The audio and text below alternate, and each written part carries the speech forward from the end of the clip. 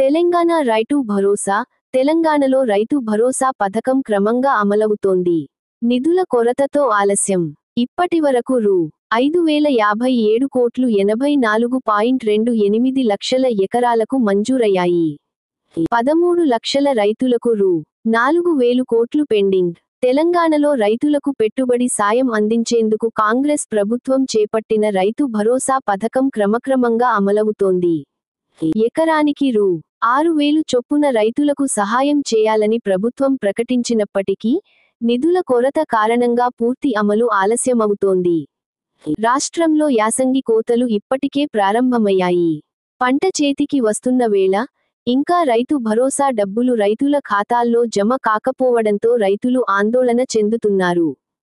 నల్లగొండ, నిజామాబాద్, కామారెడ్డి జిల్లాల్లో ఏర్పాటు చేసిన 44 ధాన్యం కొనుగోలు కేంద్రాల ద్వారా మార్చి నెలాఖరు వరకే 183 మెట్రిక్ టన్నుల ధాన్యాన్ని కొనుగోలు చేశారు.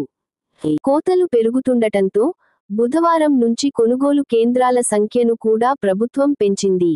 రైతు భరోసా సాయం ఆలస్యం కావడంతో, నూతన వానాకాలం సాగుకు పెట్టుబడి సమకూర్చుకోవడంలో రైతులు తీవ్ర ఇబ్బందులు ఎదుర్కొంటున్నారు.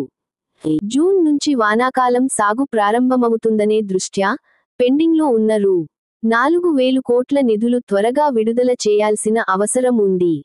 అయితే, ఇప్పటి వరకు ప్రభుత్వం నిధుల విడుదలపై స్పష్టమైన సమయసూచన ఇవ్వకపోవడం రైతుల్లో అసంతృప్తిని పెంచుతోంది.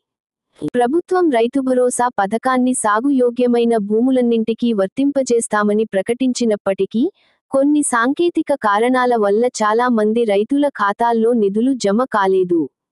రీసర్వే సెటిల్మెంట్ రిజిస్టర్ (RSR) లో ఉన్న భూవిస్తీర్ణం కన్నా, రైతుల పాస్ పుస్తకాల్లో ఎక్కువగా నమోదై ఉంటే, వారికి రైతు భరోసా సాయం అందలేదు.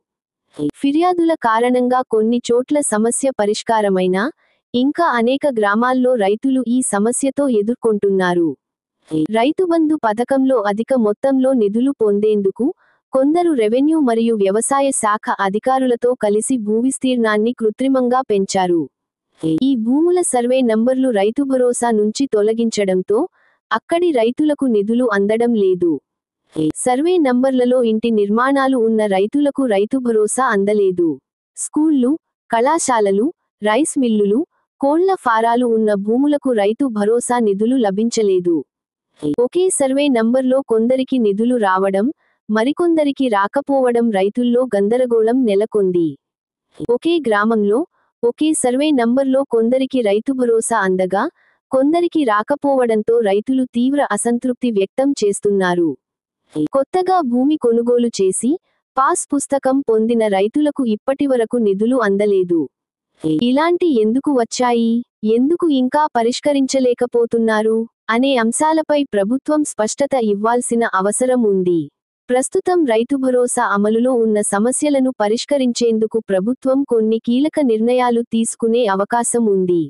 మిగిలిన 13 లక్షల మంది రైతులకు ఎప్పుడు నిధులు విడుదల చేస్తారు? పెండింగ్లో ఉన్న 4,000 కోట్లు ఎప్పుడు రైతుల ఖాతాలో జమ అవుతాయి? వానాకాలం సాగుకు ముందు అన్ని నిధులను విడుదల చేయగలరా? రీసర్వే సమస్యను పరిష్కరించేందుకు ప్రభుత్వం ప్రత్యేక చర్యలు తీసుకుంటుందా?